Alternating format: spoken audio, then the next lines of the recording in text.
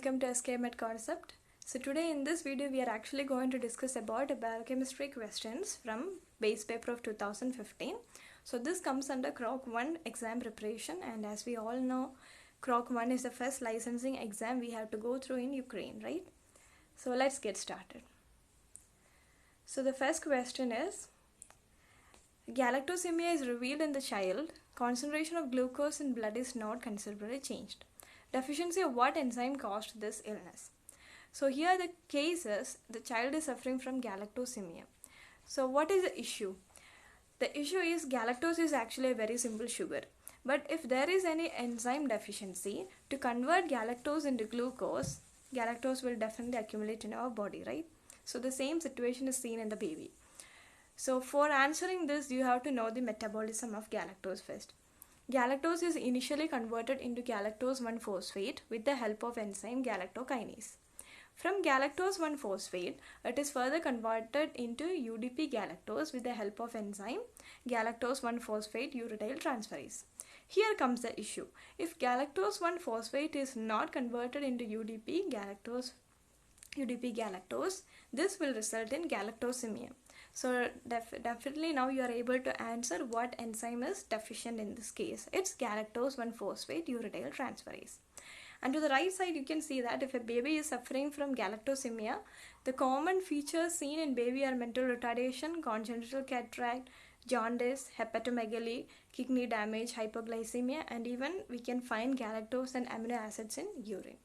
So this is all about the first question. Let's move on to second one. An oncological patient was prescribed methotrexate.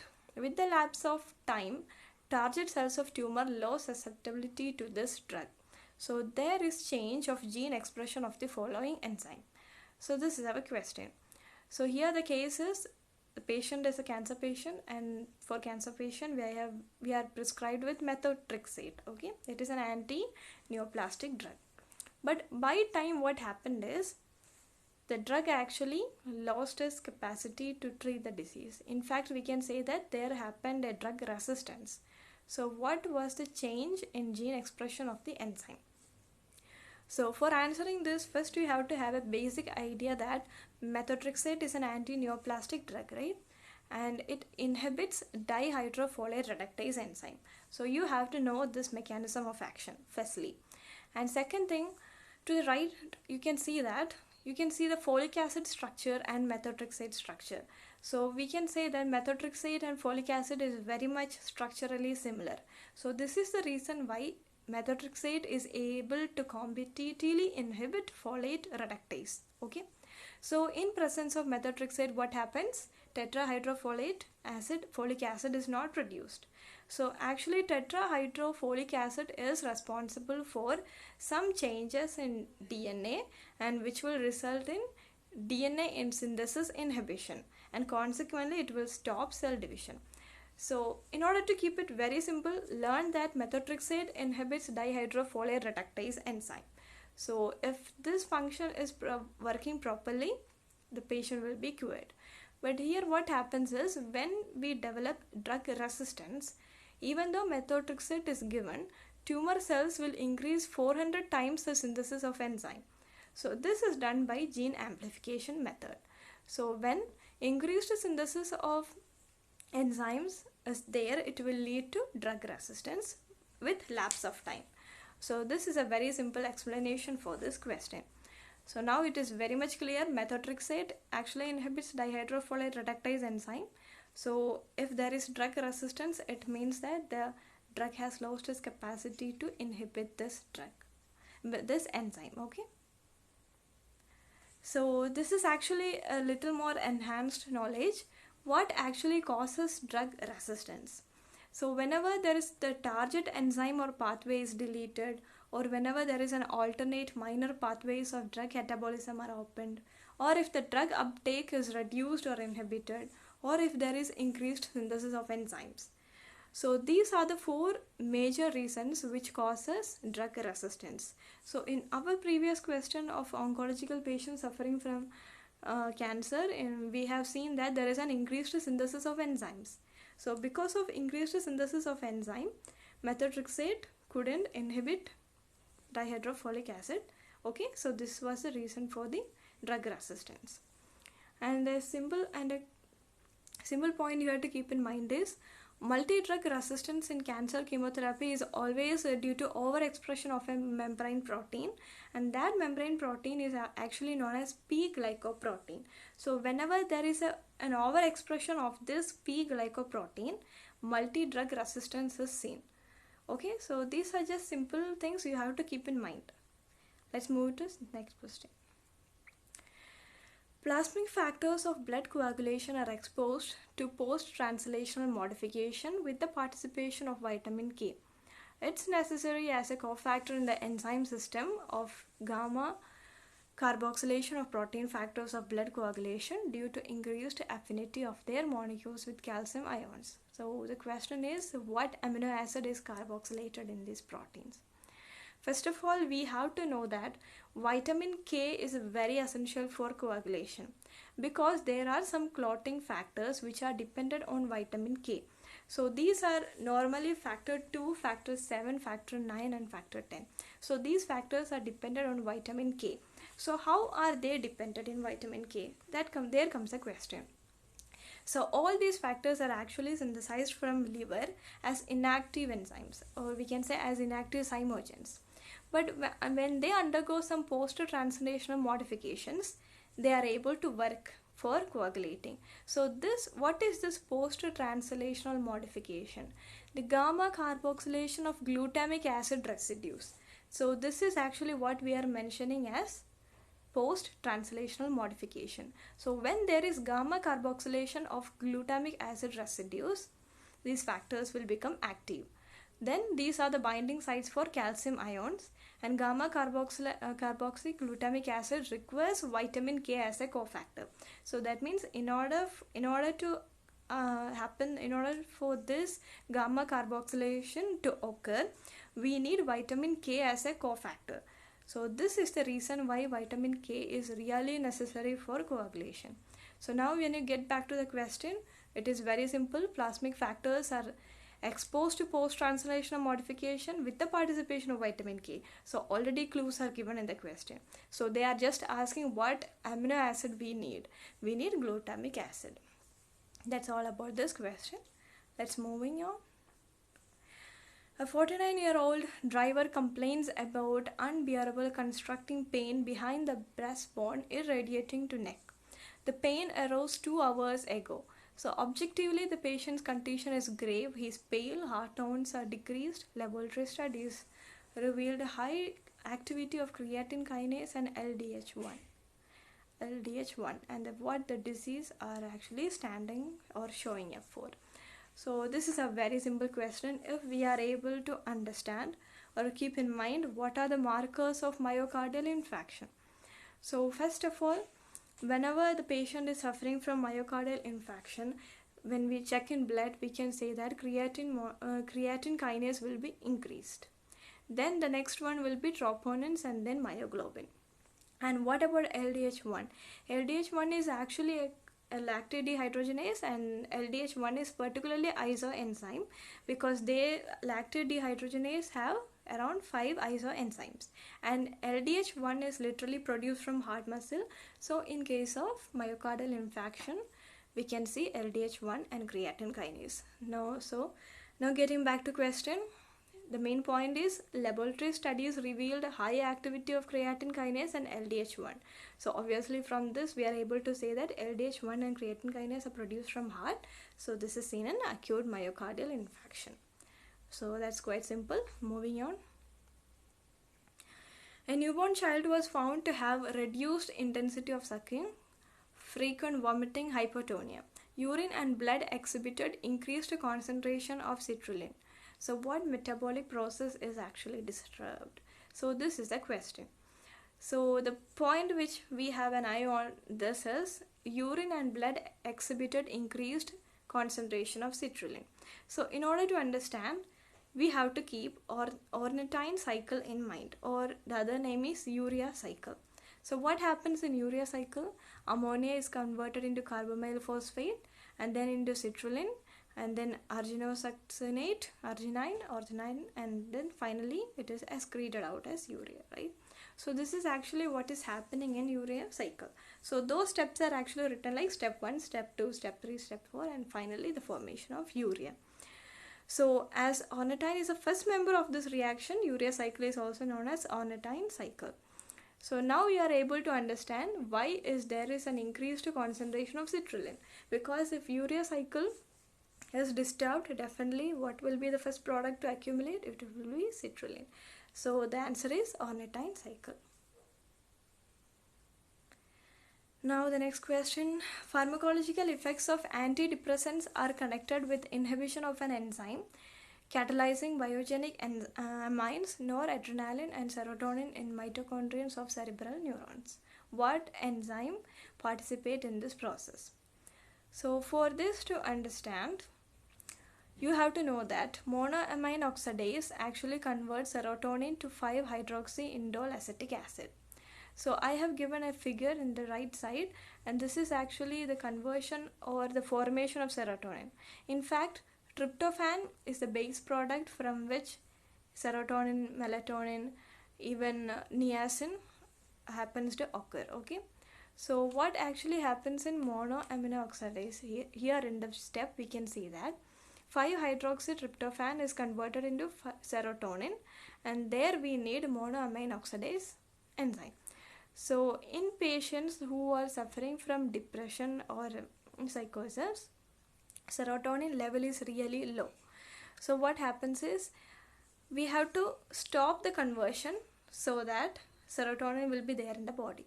For that purpose, we are giving monoamine oxidase inhibitors. So what happens is they will cause mood elevation by inhibiting the conversion and thereby preserving serotonin in the body. So this is quite a simple question. Moving on. A male patient has been diagnosed with acute radiation disease.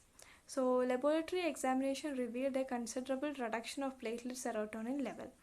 The likely cause of platelet serotonin reduction is disturbed metabolism of which of the substance? So first of all, you have to keep in mind what are the products which are formed from tryptophan. Alanine acetoacetyl coenzyme A, formyl group, niacin, serotonin, melatonin, excretory product, and indocin. This is also an excretory product. So at least remember alanine, serotonin, melatonin, and niacin.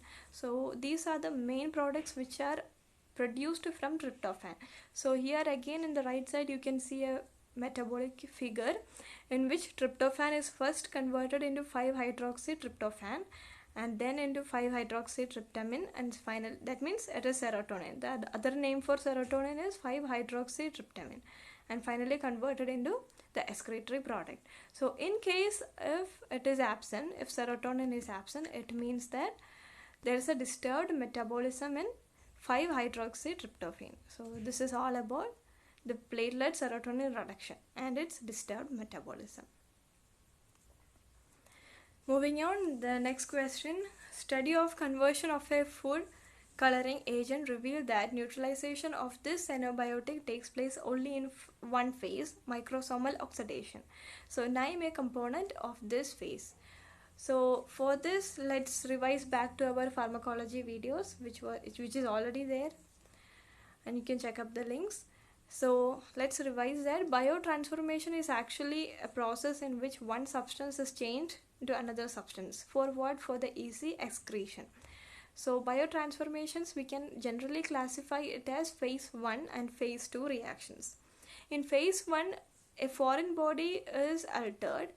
But how are we altering it? Either we are adding a functional group, and in phase 2 this will be conjugated. So these are the main things, and phase 1 reactions are oxidation, reduction, dealkalization, all these are discussed, and phase 2 are sulfylation, acetylation, methylation. We already discussed all this point in our pharmacology video. So we also learned that cytochrome P450 enzymes are actually involved in biotransformation reactions. So this is quite simple if you have a good control over pharmacology. Moving on, next question. Researchers isolated 5 isoenzymic forms of lactate dehydrogenase from human blood serum and studied their properties. What property indicates that the isoenzyme forms were isolated from the same enzyme? Okay, so for that, first you have to know that multiple molecular forms of an enzyme are actually known as isoenzymes. So basically, isoenzymes are catalyzing the same reaction, but they actually differ in particular things. What are those? They have different physiochemical properties, they have different electrophoric mobility, different tissue localization, even different substrates specificity, and even cofactors are different. So they are actually multiple molecular forms of an enzyme, and the only thing they do is they catalyze the same reaction. So this is a direct question again, and they have given about the isoenzymic forms of lactate dehydrogenase. As I already mentioned, lactate dehydrogenase is having LDH 1, 2, 3, 4, 5, 5 forms. Moving on, next question. An experiment proved that UV radiated cells of patients with xeroderma pigmentosum restore the native DNA structure slower than cells of healthy individuals as a result of reparation enzyme deficient. What enzyme helps in this process? So the clues are xeroderma pigmentosum. It is actually a very rare skin disorder in which the patient is highly sensitive to sunlight. So in this question it is already mentioned that the damaged DNA in patient restores slower than the cells of individuals which are healthy. Okay, so what do you think? This will be due to some deficiency, right? So this is due to some deficiency of enzyme which helps in DNA repair. If the DNA repairing enzyme is working properly, definitely it will be repaired much faster. So which are the enzymes actually help in DNA repair? Endonucleases are the enzymes which help in DNA repair, and they are also used to cut DNA at specific sites, so that this enzyme have a very good, what we can say, a very good priority in biotechnology. Moving on, after consumption of rich food, a patient has nausea and heartburn and steatorrhea. This condition might be caused by. So first you have to remember, steatorrhea means it is a condition in which there is a loss of lipids in feces. Okay, there is a loss of lipids in feces. So mainly it can be due to a defect in the secretion of bile or pancreatic juice in the intestine, or there is an impairment in lipid absorption by the intestinal cells. So basically steatorrhea is commonly seen in when there is some issues with pancreas, when there is biliary obstruction, so severe liver dysfunction, because there is some issues with the lipid absorption, or there can be some deficiency of bile. So how can we conclude this? We can say that steatorrhea is due to bile acid deficiency, and you can see that in none other options it is not much efficient that steatorrhea is caused. Steatorrhea is caused only due to a defect in the secretion of bile or pancreatic juice, or due to an impairment in lipid absorption by the intestinal cells. Moving on, examination of a patient suffering from cancer of urinary bladder revealed high rate of serotonin and hydroxyandrelic acid, and it is caused by excess of the following amino acid in organism. Okay, so again there comes a basic knowledge we have to keep in mind. Tryptophan will things What are the things produced from tryptophan? Serotonin, melatonin, niacin, and all those things which we already seen. So here you can see a figure on the right side again showing the metabolism of tryptophan. So serotonin is a substance which is produced in brain, mast cells, platelets, gastrointestinal tract, and all. So usually what happens is, normally about 1% tryptophan molecules are channeled to serotonin synthesis. But in case of cancer, especially in carcinoid syndromes, what are carcinoid syndromes? They are actually the tumors which are developed in gastrointestinal tract. But rarely it can happen in urinary bladder as well. So what happens here in this case is, in case of tumors or in carcinoid syndrome, up to 60% is diverted to serotonin. So now you can know that this is due to the excess of tryptophan, right?